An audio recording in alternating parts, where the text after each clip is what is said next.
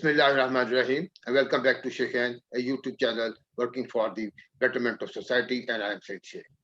ख़वातीन हज़रात, आज के हमारे साथ जो मेहमान हैं, पहले भी हम उनसे फैज़याब हो चुके हैं। डॉक्टर राशिद वास साहब, ये consultant eye physician, eye surgeon हैं। सर, अस्सलाम वालेकुम and welcome to the show. वालेकुम अस्सलाम सईद साहब, थैंक यू वेरी मच। ख़वातीन हज़रात, कैटरिक और के बारे में आज का हमारा टॉपिक, कैटरिक कैसे डेवलप होता है, इसकी रोकथाम के लिए क्या किया जाना चाहिए, और ये खास एज का खाली ताल्लुक है या बचपन में भी लोगों को होता है, और इसके बारे में डॉक्टर साहब एक काफ़ी सारे हॉस्पिटल में इनका लिंकेज है और ये वहाँ पे आई सर्जरी करते हैं। कैटरिक सर्जरी मैंने भी इनसे करवाई, मेरी सास साहबा ने भी इनसे करवाई। हालांकि मुस्तफा हॉस्पिटल में, क्योंकि वहाँ पे 14 पर्सन का भी इलाज होता है, तो आई वॉज सो कन्विंस्ड कि जब मुझे ड्यू हुआ तो मैंने कहा जी मैंने इन्हीं डॉक्टर से करवाया। हालांकि इससे पहले मेरी एक सास साहबा ने एक जो बड़ा मशहूर हॉस्पिटल लाहौर में, वहाँ पे उन्होंने करवाया था अपनी एक आंख का। लेकिन जब उन्होंने मेरा एक्सपीरियंस मैंने जब उनके साथ शेयर किया तो उन्होंने अपनी दूसरी आंख का डॉक्टर साहब से करवाया। ख़वातीन हज़रात, क्योंकि हमारे चैनल का मकसद ही है working for the betterment of society, doctor Rashid वास साहब से बात करते हैं। सर, हमें बताएं ये कैटरिक होता क्या है और कब हम कह सकते हैं कि ये कैटरिक का मैं मरीज हूँ? सर जी सईद साहब, एक दफ़ा फिर आपका शुक्रिया, आपके प्रेस्टिजियस चैनल में आपने मुझे फिर इनवाइट किया, और आई होप कि I become useful for your audience इंशाल्लाह। तो कैटरिक के बारे में आपने पूछा, उर्दू में इसको सफ़ेद मोतिया कहते हैं और अरबी में इसको मोया बैदा कहते हैं, यानी सफ़ेद पानी। बहुत सी ज़बानों में इसको सफ़ेद पानी के तौर पर भी जाना जाता है। अच्छा, अब इसके लिए, इसको समझने के लिए थोड़ा सा आपको एनाटॉमी का पता होना जी, थोड़ा सा आप हमें चाहिए, यानी लेमैन लैंग्वेज में आँख बताइएगा की साख हमारे का व्यूअर्स पता के होना लिए। है। जी सर, लेमैन लैंग्वेज में जी बताइएगा हमारे बिल्कुल व्यूअर्स के लिए। बिल्कुल बिल्कुल जी। तो आई होप सो कि जो लैंग्वेज मैं यूज़ करूँगा उसमें कोई टेक्निकल टर्म्स कम से कम या ना होने के बराबर होंगी इंशाल्लाह। जी सर। तो आँख के, आप समझ लें कि दो मेजर पार्ट्स हैं एनाटॉमिकली, या साख के एतबार से अगर देखा जाए तो आँख के दो हिस्से हैं। एक अगला हिस्सा है जिसके अंदर आँख की पुतली है, आँख का लेंस है। ये दो बुनियादी चीजें उसके अंदर होती हैं। आप समझ लें कि ये आँख का अगला वाला कमरा है, ठीक। और एक आँख का पिछला हिस्सा है, बैक ऑफ द आई, या पिछला कमरा है। वो ज्यादा बड़ा पार्ट है आँख का। उसके अंदर भी दो बुनियादी तौर पे बड़ी चीजें होती हैं, जिनमें से एक है आँख का पर्दा और एक जेली है जिसको विट्रियस जेली कहा जाता है। अच्छा जी, अब हमें ये पता चल गया कि ये आँख के अगले हिस्से की बीमारी का नाम है सफेद मोतिया। क्यों? क्योंकि ये आँख के लेंस में होता है। ठीक। आँख का लेंस मैंने जैसे आपको बताया कि आँख के अगले हिस्से में होता है। अब ये जानना भी जरूरी है कि कुदरती तौर पर एक हेल्दी, एक सेहतमंद लेंस कैसा होता है। तो एक यंग बंदे के अंदर, या एक पैदा होने के बाद बच्चे के अंदर जो लेंस है वो बिल्कुल एक ट्रांसपेरेंट शीशे की मानिंद होता है। इसके अंदर ठीक। कोई खून की नालियां नहीं होती, हम्म, और ये बिल्कुल ट्रांसपेरेंट टू लाइट होता है। इसके अंदर से लाइट फ्रीली पास करती है। ठीक हो गया जी। जी डॉक्टर। और आंखों की बेहतर और साफ नजर के लिए इसका बिल्कुल क्लियर और ट्रांसपेरेंट होना जरूरी है। लेकिन अगर किसी भी वजह से इसके अंदर किसी भी किस्म की धुंधलाहट आ जाए, इसके फाइबर्स ओपेसिफाई हो जाएं, तो तब इसको कहा जाता है सफेद मोतिया या कैटरेक्ट। सफेद मोतिया, तो ये आई होप सो कि कैटरिक मैंने, सफेद पानी में, जैसे आपने कहा अरबिक में इसको सफेद पानी कहते हैं। अच्छा, मोतिया का ये लफ्ज जी लोकल बिल्कुल। कैसे डेवलप हुआ है? मोतिया मींस, मोतिया तो एक डिफरेंट चीज है ना ये। तो या मोतिया का शायद इससे मुराद है कि इसमें छट्टे होते हैं या सफेद रंग के कुछ दायरे से नजर आते हैं। Is it that? मैं आपको बताता हूँ ये कैसे डेवलप हुआ। इस तरह से है कि थोड़ा अरसा पहले की बात है, या अभी भी अगर आप पाकिस्तान के पेरिफेरल एरियाज, विलेज एरियाज में जाएं, तो आप ये देखेंगे कि सफ़ेद मोतिया तब ऑपरेट करवाया जाता है जब वो दूसरे लोगों को नजर आना शुरू हो जाए कि इसकी आंखों में कोई सफेद सफेद सी चीज है। दूर से पता चलता है भाई इसकी आंख में कोई सफेद रंग की एबनॉर्मेलिटी है। और जब सफेद मोतिया बिल्कुल, हमारी जो लोकल लैंग्वेज है उसमें कहा जाता है कि पक जाता है, तो तब उसकी शक्ल उसकी शक्ल जो है ना वो मिलती है मोती से, वाइट कलर के पर्ल से मिलती है। तो उस पके हुए मोतिये की बिना पर, उस पके हुए कैटरेक्ट की बिना पर इसका नाम सफेद मोतिया पड़ गया है। मतलब कि सामने वाला जो बंदा आपके खड़ा है, अगर वो इस एंगल में खड़ा है तो उसको आपकी आंख में अगर वो देख रहा है तो उसको नजर आएगा, आ सकता है कि ये जी मोती मोती हैं, आपके आंख में छोटे छोटे मोती हैं। जी, ये एक ही मोती के तौर पे नजर आएगा, अच्छा, और ये तब नजर आएगा जब वो पूरे तरीके से कैटरेक्ट मैच्योर हो चुका होगा। मैच्योर का मतलब हमारी जबान में सफेद मोतिये का पक जाना। ठीक, तो इससे इसका नाम सफेद मोतिया पड़ गया। ठीक है डॉक्टर साहब। जी, तो मैं आपको बता रहा था कि ये आंखों के अगले हिस्से की, या फ्रंट पार्ट, या जिसको हम अपनी लैंग्वेज में एंटीरियर सेगमेंट ऑफ द आई कहते हैं, उसकी बीमारी है।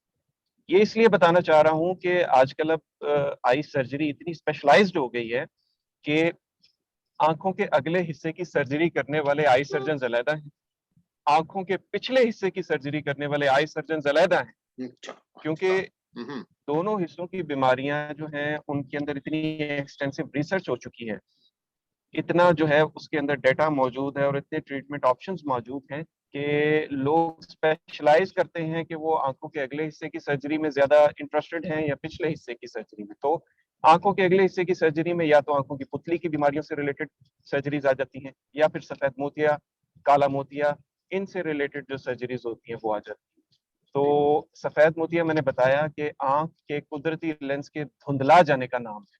ठीक है। अच्छा डॉक्टर साहब, as a patient how would one feel कि मैं अब डॉक्टर साहब के पास मुझे जाना चाहिए, मुझे आंख में क्या रगड़ महसूस होगी उसको, या उसको क्या हो महसूस होगा कि उसको डॉक्टर के पास जाकर चेक करवाना चाहिए अगर वो मोतिया का पेशेंट है, सस्पेक्टेड पेशेंट। जस्ट कमेंट, माशाल्लाह सईद साहब, आप जो है ना बड़े ही जबरदस्त टारगेटेड सवाल पूछते हैं, और मैं इम्प्रेस्ड हूँ आपकी क्वेश्चनिंग एबिलिटी से, क्योंकि ये बड़ा अहम सवाल है जो आपने पूछा है। इससे आपकी मुराद ये है कि सफेद मोतिया की अलामत क्या होती जी है। सर। तो अच्छी। सफेद मोतिया बिगिनिंग में, शुरुआत में कोई भी अलामत नहीं देता। जब सफेद मोतिये की बिल्कुल शुरुआत होती है तो उसकी अलामत कोई खास नहीं होती है, लेकिन जैसे जैसे वो आंख के लेंस के सेंटर को इन्वॉल्व करना शुरू करता है, या वो माइल्ड से मॉडरेट की तरफ ज्यादा होना शुरू होता है, तो मरीज की नजर के अंदर उस फर्क महसूस उसको होना शुरू होता है। ना उसको रड़क पड़ती है, ना आंखों से पानी आता है, ना कोई आंखों में लाली होती है। तो हमेशा याद रखें, सफेद मोतिये का जो मेन अलामत है आंखों के अंदर, वो क्वालिटी ऑफ विजन या क्वांटिटी ऑफ विजन का डिक्रीज हो जाना। ठीक, बस ये ठीक, याद रखें। ठीक, ठीक। अच्छा वैसे इसमें जैसे in my experience day time में मुझे इतना इश्यू नहीं होता था, जो ही शाम होती थी मुझे थोड़ा सा फर्क लगता था कि शायद मेरी गाड़ी की लाइटें प्रॉपर नहीं। अब मैं कई जी बार, 1-2 बार मैंने अपनी गाड़ी की लाइटें भी चेक करवाई, मीन्स को उसको उतर के देखा भी और स्ट्रीट लाइट देखी, तो मुझे फ़ील हो रहा था। तो मैं ऐसे डॉक्टर समीना के पास बैठा हुआ था, अल्लाह ताला उन्हें जन्नत में दर्जात बुलंद करे। आमीन। तो आमीन। उन्होंने मुझे कहा कि अगर if this is the case, तो then you must get yourself checkup from doctor Rashid पास। तो वहाँ से मुझे थोड़ा डायग्नोज़ हुआ कि ये मोतिया मेरा या इस स्टेज पे है, या व्हाटएवर स्टेज पे जो आपने बताई। तो अक्सर लोग जैसे जैसे डॉक्टर समीना ने मुझे बताया था कि अक्सर लोग अपनी अपनी ऐनक के लेंस को साफ करते रहते हैं, हालांकि उनका इशू कोई और होता है। इस बारे में थोड़ा सा बताएंगे मजीद, कोई इसमें कोई आप ऐड ऑन करेंगे डॉक्टर साहब, जी, ये पेशेंट बड़ा बड़ा बड़ा इंटरेस्टिंग एस्पेक्ट है सईद साहब, आपने बड़ा ज़बरदस्त अपना जो एक्सपीरियंस शेयर किया हमारे साथ। तो मैंने दो अल्फाज इस्तेमाल किए हैं, quality of vision and quantity of vision. ये बॉटम लाइन है। और जो एक आप जैसा पढ़ा लिखा और ऑब्जर्व करने वाला इंसान होगा, वो बहुत माइनर चेंजेस इन विजन को भी ऑब्जर्व करेगा। आप देखें, आपकी लाइफ माशाल्लाह बड़ी एक्टिव है, आपने ड्राइव भी करना है, आपने अपनी स्क्रीन भी यूज करनी है, आप बहुत सारी सोशलाइजिंग भी करते हैं। तो ऐसा जो पेशेंट है वो बहुत जल्दी क्वालिटी ऑफ विजन के अंदर चेंज को डिटेक्ट कर लेता है। तो बेसिकली ये जो रात के वक्त आपको प्रॉब्लम हो रही थी, ये आपकी डिम लाइट के अंदर जो quality and quantity of vision थी वो डिक्रीज हो रही थी कैटरेक्ट की वजह से। क्योंकि क्वालिटी ऑफ विजन के अंदर इतनी पेचीदगी और इतने सारे पैरामीटर्स हैं कि वो अगर मैं आपको सिर्फ बताना शुरू करूं कि हम मेजर किस तरह करते हैं क्वालिटी ऑफ विजन, तो उसके लिए 1 घंटा अलग से दरकार होगा। ठीक है। तो बेसिकली आपको रात के वक्त जिसको कॉन्ट्रास्ट सेंसिटिविटी कहा जाता है, एक लफ्ज इस्तेमाल किया जाता है कॉन्ट्रास्ट। कॉन्ट्रास्ट का मतलब ये होता है कि एक डार्कर बैकग्राउंड या एक लाइटर बैकग्राउंड के अगेंस्ट एक दूसरे कॉन्ट्रास्ट के कलर को अप्रिशिएट कर पाना। तो ये कैटरेक्ट के अंदर डिक्रीज होना शुरू हो जाती है जैसे जैसे ये बढ़ता है। तो आपके साथ भी यही प्रॉब्लम थी और बहुत सारे मरीजों के साथ ये होता है कि या तो उनको रात को सही नजर नहीं आता या उनको रोशनियां फैली हुई नजर आती हैं। वो गाड़ी चला रहे होते हैं तो आगे आने वाली गाड़ी की जो रोशनी है वो इतनी ज्यादा फैलती है कि वो उनकी आंखें चुंधिया जाती हैं। इसको ग्लेयर कहते हैं। हम अपनी जबान में आंखों का जो चुंधिया जाना है इसको ग्लेयर कहते हैं। इसकी वजह से उनका इतनी उनको प्रॉब्लम हो रही होती है कि वो एक्सीडेंट का बायस भी बन सकता है। तो ये सफेद मोतिये की कुछ खास अकसाम है जिनमें ग्लेयर ज्यादा होती है और वो अगर बिल्कुल इब्तदाई स्टेज पे भी हों तो हम उनको इब्तदा में ही निकाल देते हैं क्योंकि ये एक्टिव बंदे के लिए नुकसान का बायस बन सकती है। तो ग्लेयर एक सिम्टम हो गया और रात की विजन का डिक्रीज होना या क्वालिटी डिक्रीज होना ये भी एक सिम्टम हो गया। इसके अलावा कई लोगों के साथ, कई पेशेंट्स के साथ ये होता है कि वो ब्राइट लाइट में जैसे ही जाते हैं, जैसे ही धूप में जाते हैं, एकदम से उनकी नजर इंतहाई कम हो जाती है। अच्छा, मतलब ये ब्राइट इस लाइट तरह में की उनको सफेद इफेक्ट मोतिये होता में है, होता है। अंधेरे की बजाय जी ब्राइट बिल्कुल, लाइट में इफेक्ट होता बिल्कुल बिल्कुल है। हाँ। सफेद मोतिये की किस्म ऐसी है जिसको पोस्टीरियर सब कैप्सुलर कैटरेक्ट कहते हैं, जो बिल्कुल लेंस के दरमियानी हिस्से में होता है। तो जैसे ही ऐसा शख्स जाता है धूप में या तेज लाइट में तो एकदम से वो कहता है मैं तो अंधा हो जाता हूँ और फिर आहिस्ता आहिस्ता आहिस्ता आहिस्ता वो थोड़ा सा बेहतर होता है। तो ये पोस्टीरियर सब कैप्सुलर कैटरेक्ट की एक निशानी है। तो इसमें बहुत सी बारीकियां हैं सफेद मोतिये मैं की समझ अलामात में, हाँ, हाँ। लेकिन आपको इनमें से कोई भी अलामत अगर महसूस हो रही हो किसी भी मरीज को तो उसको चाहिए कि वो एक अच्छे मुस्तनद आई सर्जन से मुआयना करवाए। अच्छा अच्छा अच्छा, डॉक्टर साहब 2 सवालों का टाइम आपके पास भी कम है, आप माशाल्लाह you are travelling to the hospital, वो भी आपकी जॉब ज़्यादा अहम है, वहाँ पेशेंट आपका वेट कर रहे हैं। अच्छा साहब एक है कि व्हाट सेम सिम्पटम है, तो कैसे मुझे पता चलेगा कि ये शायद मोती या कैटरिक है मुझे, या एक और भी किस्म होती है कि you I don't have cataract issue, symptom same है। तो कोई डॉक्टर, अच्छे डॉक्टर जो हैं, अच्छे जो प्रोफेशनल डॉक्टर हैं, जो अच्छे दर्द दिल रखते हैं, वो तो आपको सही गाइड कर देते हैं। अक्सर मैंने देखा है सेम सिम्पटम थे तो आपने लोगों को कहा नहीं जी आपको कैटरिक नहीं है। तो what was the reason sir? थोड़ा-सा इस तो इसमें दोबारा हमें आंख की साख्त की तरफ वापस आना पड़ेगा। मैंने आपको बताया कि आंख के अगले हिस्से में एक जो मेन स्ट्रक्चर है वो आंख की पुतली है, जो आंख का सबसे आगे वाला हिस्सा है, और दूसरा मेन स्ट्रक्चर आंख का लेंस है। ठीक है। आंख के लेंस की बीमारियां भी कमोबेश उसी तरह की अलामात पैदा करती हैं जिस तरह से आंख की पुतली की बीमारियां पैदा करती हैं। आंख की पुतली भी बिल्कुल ट्रांसपेरेंट होती है लेंस की तरह, हुँ, इसमें से भी लाइट फ्रीली पास कर सकती है। मैं हेल्दी आंख की पुतली की बात कर रहा हूँ। आंख की पुतली को अंग्रेजी में कॉर्निया कहा जाता है। ठीक है। ठीक है जी। हुँ, तो कॉर्निया की अगर कोई बीमारी हो या कॉर्निया के ऊपर जो हमारे आंसू हर वक्त मौजूद रहते हैं उनकी कोई बीमारी हो, मिसाल के तौर पे किसी शख्स के आंसू सही मिकदार में नहीं बन रहे, कुछ बीमारियां ऐसी होती हैं आंसू कम हो जाते हैं, हुँ, हुँ। अगर आंसुओं की कोई बीमारी हो तो उसकी वजह से भी बिल्कुल वैसी अलामत आ सकती हैं जैसे सफेद मोतिये में आती है। तो ये एक एक्सपर्ट बंदा जो इन बीमारियों का माहिर हो डायग्नोज करने का, वही बता सकता है कि आंख के किस हिस्से की बीमारी है और उसके मुताबिक उसका इलाज तजवीज़ किया जाता है। माशाल्लाह, माशाल्लाह। अच्छा डॉक्टर साहब जब कैटरिक डायग्नोज़ हो गया तो उसका कोई इलाज ड्रॉप्स में है, ट्रीटमेंट क्या है? पहला ट्रीटमेंट, पहले दर्जे का ट्रीटमेंट क्या हो सकता है और दूसरे दर्जे का ट्रीटमेंट क्या हो सकता है? इस बारे में।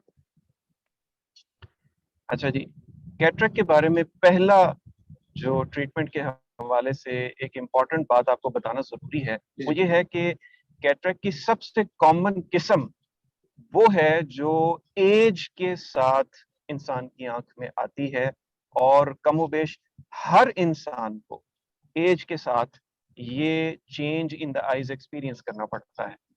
यानी आप इसको आम अल्फाज में ये कह सकते हैं कि जिस तरह उम्र के साथ इंसान के बालों में तब्दीली आती है, हुँ, हुँ, हुँ। इंसान की स्किन में तब्दीली आती है, उसी तरह इंसान की आंख में भी तब्दीली आ रही होती है, और उन तब्दीलियों में से एक तब्दीली सफेद मोतिया भी है। ठीक। तो इसका मतलब ये हुआ कि जो सबसे कॉमन किस्म है कैटरेक्ट की, जो एज के साथ आती है, वो तो फिर बीमारी हुई ही ना। तो मैं अपने मरीजों को यही बताता हूँ कि असल में ये बीमारी नहीं, ये उम्र के साथ आने वाली एक तब्दीली है। माशाल्लाह, तो क्या ये बात सादगी में आप बात करते हैं, बड़ी सादगी में आप बताते हैं। जी सर, वरना लोग परेशान हो जाते हैं जी, अखा का ऑपरेशन होने लगा जी, ये यकदम परेशानी आ जाती है, आंखें बनने की, लेंस चेंज होगा, ये क्या बात हुई? ऑपरेशन, इसका इसका नाम लोग ऑपरेशन का देते हैं, जैसे कि एक सर्जरी कहते हैं। जी डॉक्टर साहब, आप तो आपने इतना सादा कर दिया। तो ये असूल ज़हन में रखते हुए कि ये एक फिजियोलॉजिकल चेंज है आई के अंदर, तो हम इसको एक्सपेक्ट कर सकते हैं कि ये बहुत ग्रेजुअली प्रोग्रेस करता है। तो आपने पूछा पहले दर्जे की इसकी ट्रीटमेंट क्या है? अगर मेरे पास मरीज आया और मैंने डायग्नोज किया कि उसकी आंख में कैटरेक्ट है, तो सबसे पहले मेरी कोशिश ये होगी, अगर वो कम दर्जे का सफेद मोतिया है, तो हम कोशिश करें कि उनकी ऐनक का नंबर या तो तब्दील करके देखा जाए, या अगर पहले वो ऐनक नहीं लगा रहे तो उनको ऐनक का नंबर देने की कोशिश की जाए। और अगर ऐनक के नंबर से हुँ, उनकी रोजमर्रा की जिंदगी के तमाम काम अच्छे अंदाज से सर अंजाम वो दे पाते हैं और उनको कोई मसला नहीं होता, हुँ, तो हुँ। इस स्टेज के ऊपर सफेद मोतिया के इलाज की ऐनक के अलावा किसी चीज की जरूरत नहीं है। Great, great. ये पहला दर्जा है। मतलब स्ट्रेट ठीक वे हो गया। उसकी सर्जरी नहीं ड्यू होती, पहले पहला stage no step, no no no, दूसरा step. Sir, cataract surgery is never an emergency, ये मेरे अल्फाज याद रखिएगा। Cataract cataract surgery is surgery is never never an emergency, हुँ, except except for a few occasions. और वो हमारे इधर पढ़े लिखे लोगों में और शहर के लोगों में वो ओकेजन्स बहुत कम आते हैं। वो ज्यादातर गांव के लोग हमारे पास उस कंडीशन में प्रेजेंट करते हैं कि उनका मोतिया इस कदर पक गया होता है, इस हुँ, कदर उसका बुरा हाल होता है। जैसे शुरू में आपने मुझसे सफेद मोती के नाम का जो जिक्र किया, वो इस हालत में हमारे पास आते हैं कि उसका जल्दी ऑपरेशन किए बगैर कोई चारा नहीं होता, क्योंकि वो इस कदर फूल चुका होता है लेंस कि उसने आंख की साख्त को अंदर से खराब कर दिया होता है, हुँ, और हुँ, उसकी वजह से काला मोतिया बन जाता है आंख में। हुँ, तो उसको जल्दी निकालने के अलावा कोई चारा नहीं होता। उसके अलावा अक्सर कैटरेक्ट्स ऐसे होते हैं जिसके अंदर पेशेंट की प्रेफरेंस के मुताबिक कुछ वेट किया जा सकता है। किया अगर जाता पेशेंट बीमार है या है। पेशेंट को कोई ऐसी कमिटमेंट है जिसकी वजह से वो फौरी तौर पे ऑपरेशन नहीं करवा सकता, तो कोई हर्ज नहीं। होती है। ये तो ठीक है, पहले तो उसने आपने आई आई लेंस चेंज कर ग्लासेस चेंज कर दिए, उसकी लाइफ रूटीन बेहतर होगी उसकी। उसके बाद व्हेन यू रिकमेंड, एक एक तो आपने बताया कि जो देहातों से लोग आते हैं वो तो पता लग गया, ज़ाहिर से इमरजेंसी ट्रीटमेंट। लेकिन नॉर्मल रूटीन जी। में जब वो कौन-सी स्टेज आएगी जब आप कहेंगे नहीं जी, अब आप आपका 1-2 हफ्ते में आप कोशिश करें करवा लें, अपने आप को अपग्रेड जी। करवा लें, अपना लेंस यानी कि चेंज। सही शेख साहब, मैं इसमें आपको एक बुनियादी उसूल बाकी चीजों की तरह समझा देता हूँ, सर, जो मरीजों के लिए भी बड़ा फायदेमंद होगा। बस ये उसूल याद रखें कि आपकी डेली रूटीन के अंदर जो जो काम आप अंजाम देते हैं जिसमें नजर का अमल दखल है, जैसे न्यूज़पेपर रीडिंग, ड्राइविंग, खवातीन अगर कोई सीविंग का काम करती हैं, या अगर आप जैसा कोई प्रोफेशनल है जो अपने ऑफिस में बिजी होता है, इन तमाम कामों को लेकर आप एक ऑब्जर्वेशन करें कि क्या इसमें से कोई भी अहम एक्टिविटी आंखों की नजर की वजह से इफेक्ट हो रही है ग्लासेस के बावजूद। यानी इनमें से कोई भी काम करने में आपको शदीद दिक्कत हो रही है ग्लासेस के बावजूद, हुँ, हुँ, आप तंग ठीक। हो रहे हैं हुँ, और आपका कैटरेक्ट ऑलरेडी डायग्नोज हो चुका है, this is the time to this go for treatment of the cataract. ठीक हो, ये एक बुनियादी उसूल मैंने आपको समझा दिया। अब ज़बरदस्त। दूसरी बात समझिए।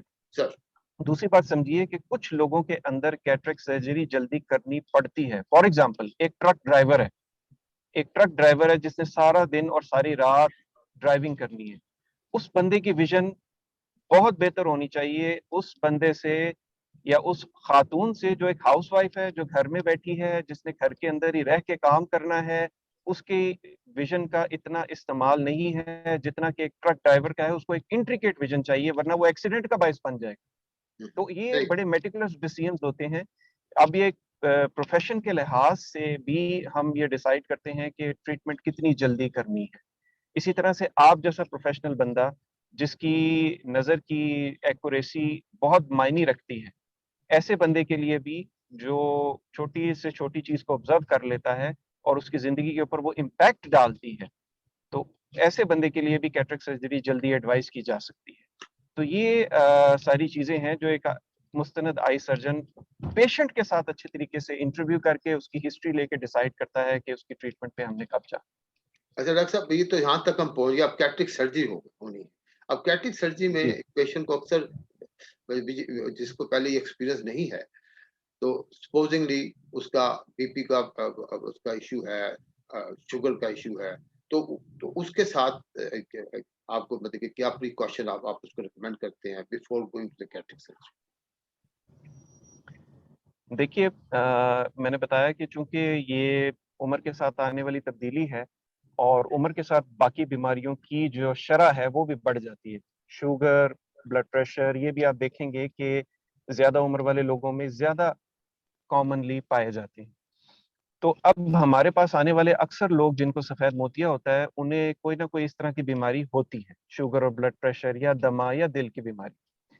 तो इसका सादा सा असूल ये है कि बीमारी कोई भी हो, अगर वो अच्छे तरीके से कंट्रोल्ड है, फॉर एग्जांपल शुगर, खास तौर पे अगर ये अच्छे तरीके से कंट्रोल्ड है और पेशेंट अपनी दवाइयां बाकायदगी से ले रहा है और ब्लड प्रेशर की दवाइयां बाकायदगी से ले रहा है, कार्डियोलॉजिस्ट से वो रिसेंटली चेक करवा चुका है, जिसने उसको क्लियरेंस दे दी है कि वो सर्जरी करवा सकता है, तो he is ready to go for surgery just like any other normal patient. Okay.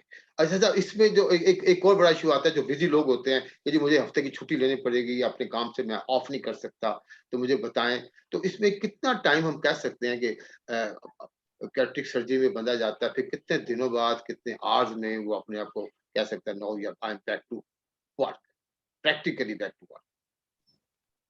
जी सही शेख साहब, एक दफा फिर बड़ा टारगेटेड और बड़ा ही खूबसूरत आपका सवाल है।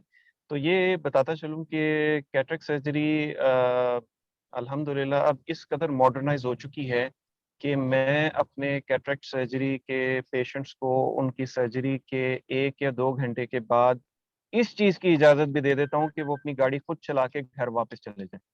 माशाल्लाह। तो ये एक मैंने आपको मिसाल दी है। इससे आपको अंदाजा हो जाएगा कि अल्हम्दुलिल्लाह आजकल की कैटरेक्ट सर्जरी इतनी मॉडर्न है कि इसके बाद किसी लंबे चौड़े रेस्ट या लंबे चौड़े परहेज की ज़रूरत बिल्कुल नहीं होती। और अमूमन जो प्रोफेशनल्स हैं वो अगले ही दिन अपने काम पे वापस जा सकते हैं। जा अल्लाह ताला खैर से रखे मरीज को, अगर उसकी कोई किसी भी किस्म की कोई प्रॉब्लम कॉम्प्लिकेशन ना हो, तो विद इन 1 डे पेशेंट जो है can go back to his or her work. This is माशाल्लाह। how the cataract surgery has modernized. माशाल्लाह जी, बहुत अच्छी बातें की हैं, बहुत आसान तरीके से की हैं। एक्चुअली लोगों को बताने की हमने कोशिश ये की है कि कैटरेक्ट सर्जरी जब ड्यू होती है कि किसी एज के साथ-साथ, तो वो डॉक्टर साहब ने जैसे कहा, इट्स नॉट अ डिजीज़। ये एक तब्दीली है जो कि आपके जिस्म में, आपके अंदर आ रही है, जैसे बालों में तब्दीली आई है, काले बाल थे सफेद हो गए हैं, ऐसे ही किस्म की तब्दीली है और इसका भी बड़ा आसान हल है। Sir, after the cataract surgery उस बंदे या बंदी को क्या केयर करनी है? अगर उसकी आँखों में पानी फिर भी आता है, हफ्ते बाद भी, 2 हफ्ते बाद भी, तो फिर उसकी क्या रीज़न हो सकती है? इज़ इट नॉर्मल पानी आना? कोई ऐसे पेशेंट भी हो सकते हैं कोई जो कि कंप्लेन करते हैं आफ्टर द कैटरेक्ट सर्जरी? जी, बहुत कॉमनली कैटरेक्ट सर्जरी के बाद इरिटेशन और आँखों से पानी आने की कंप्लेंट होती है और उसकी बुनियादी वजह आँखों की जो सरफेस है, हुँ, हुँ। उसका थोड़ा-सा चेंज होना या उसका ड्राइनेस उसके अंदर डेवलप होना, उसकी वजह से पेशेंट अक्सर ये वाली कंप्लेंट करता है, क्योंकि जितने भी आई ड्रॉप्स आई सर्जरी के बाद डाले जाते हैं, उसके अंदर प्रिजर्वेटिव्स होते हैं। ये प्रिजर्वेटिव्स जो हैं, आँखों की सरफेस को थोड़ा-सा ऑल्टर कर देते हैं, हुँ, तब्दील कर देते हैं और हमारे आँसुओं की मिकदार को भी तब्दील कर देते हैं।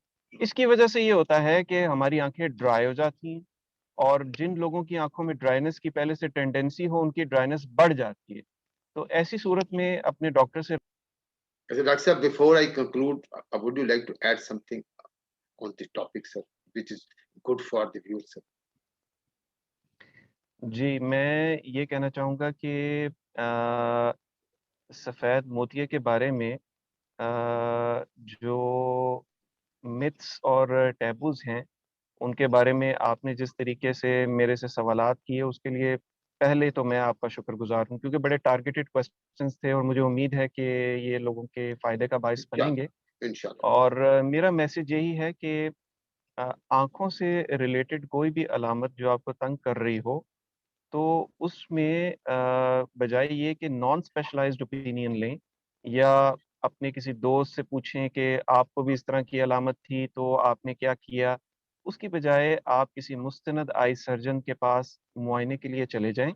आपके ये वाज़ेह हो जाएगा कि आपकी आँख के किस हिस्से के अंदर प्रॉब्लम है, जिसकी वजह से आपको ये अलामत आ रही है। जी। एक तो ये बात है। और दूसरी बात जो मैंने पहले ज़िक्र नहीं की, हमारी इस पे बात नहीं हुई, वो ये कि सफ़ेद मोतिया कुछ पॉपुलेशंस में बहुत जल्दी भी आ जाता है। फॉर एग्ज़ाम्पल कई बच्चे पैदा होते साथ ही सफ़ेद मोतिये का शिकार होते हैं। हुँ, हुँ, हुँ, ये हुँ। चीज़ अपने ज़हन में रखिए कि पैदा होते साथ बच्चे की आँखों का मुआयना इंतहाई ज़रूरी है। मुझे याद पड़ता है कि पिछले इंटरव्यू में मैंने ये बात ऐसा ही। बताई थी। हाँ, ऐसे ही। और उसकी वजह यही है कि सफ़ेद मोतिया पैदाइश के फ़ौरन बाद भी आँख में हो सकता है और उसका बहुत जल्दी ट्रीट करना बहुत ज़रूरी होता है। बच्चों के केस में ये इट्स ऑलमोस्ट एन इमरजेंसी। अंदर कोई भी हिंड्रेंस विज़न में आती है, उसको फौरी तौर पे दूर करना ज़रूरी है, एक बात, ठीक हो गया। दूसरी बात ये है कि आँख में किसी भी किस्म की चोट लगने के बाद सफ़ेद मोतिये का इंसिडेंस बहुत ज़्यादा होता है, इसलिए चोट लगने के बाद, चाहे आपकी नज़र ठीक हो, आप आई स्पेशलिस्ट को ज़रूर कंसल्ट करें। कई दफ़ा ऐसा होता है कि जो नौजवान होते हैं वो हेलमेट के बगैर बाइक चला रहे होते हैं, गिर जाते हैं और उनकी आँख पे चोट आती है, फ़ौरी तौर पे उनको कुछ नहीं होता। कुछ हफ्तों के बाद या कुछ महीनों के बाद उनको आँख में सफ़ेद मोतिया डेवलप हो जाता है। तो ऐसे चोट के बाद डॉक्टर के साथ राब्ता करना बहुत ज़रूरी है। तीसरी चीज़, आँखों के कुछ ऐसी बीमारियाँ हैं, जिनकी वजह से सफ़ेद मोतिया बहुत छोटी उम्र में, यंग एज में बन सकता है। जी। 20 साल की उम्र में, 30 साल की उम्र में और उसका ऑपरेशन भी जल्दी करना पड़ सकता है। उनमें से एक बीमारी इम्पोर्टेंट है, उसका नाम यूवेइटिस है, आँखों की अंदरूनी हिस्से की सोज़िश। तो आँखों की बात वही आ जाती है, बॉटम लाइन वही है कि कोई भी अलामत जो आपको कॉन्स्टेंटली बॉदर कर रही हो, उसके लिए एक मुस्तनद आई सर्जन से मुआयना करवाना इंतहाई ज़रूरी है। इसको कभी भी लाइट ना लें। बिल्कुल, क्योंकि ये बहरहाल आँखों का मामला है, इसको कभी लाइट ना लें। ज़ाहिर है आँखें तो अल्लाह ताला की दी हुई हर चीज़ बड़ी अहम है और आँखें उनमें से एक है। एक आई विज़न बेशक, अगर आपकी खुदा ना ख़ास्ता आँखों में डिस्टर्बेंस हो गई, तो यू कैन इमेजिन क्या हमारी लाइफ़ हो। डॉक्टर साहब, बेशक। आपका हमारे शो में आने का बहुत-बहुत शुक्रिया। हमारे व्यूअर्स के लिए खूबसूरत सी बात, टेक्निकल बातें लेकिन इतनी सादा बात बताई हैं, ये ज़ाहिर है कि ये this is the help to the people sir. Thank you very much for devoting your time, although you are going towards your hospital, towards your duty. आपने मुझे टाइम दिया। आपका बहुत-बहुत शुक्रिया। बहुत शुक्रिया सईद साहब, इनवाइट करने के लिए। अल्लाह सलाम अलैकुम। बदौलत अल्लाह ताला आपको हम सबको एक-दूसरे के लिए आसानियाँ करने की, आसानियाँ बाँटने की, नेकियाँ करने की और नेकियों के लिए रास्ता बताने की तौफीक अता फरमाए। अपना ख्याल रखिएगा। अस्सलाम